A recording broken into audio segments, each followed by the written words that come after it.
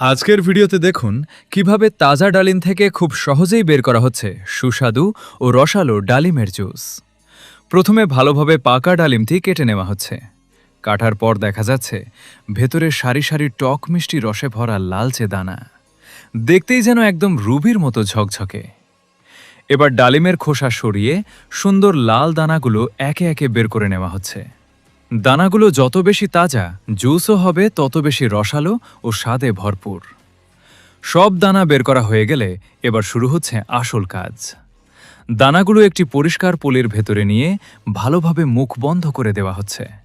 এরপর হাতের চাপ দিয়ে ধীরে ধীরে দানাগুলো চেপে ধরা হচ্ছে। চাপ দেওয়ার সঙ্গে সঙ্গে ডালিমের ভেতরে টাটকা রস বের হয়ে জমা হতে শুরু করছে। লাল টকটকে এই রস দেখতে যেমন আকর্ষণীয়, তেমনি ডালিমের প্রাকৃতিক স্বাদও ধরে রাখে।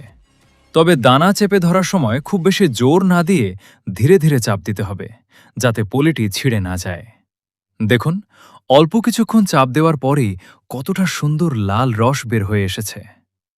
কোনো জটিল মেশিন নয়, খুব সাধারণভাবেই তাজা ডালিম থেকে তৈরি হয়ে গেল প্রাকৃতিক জুস।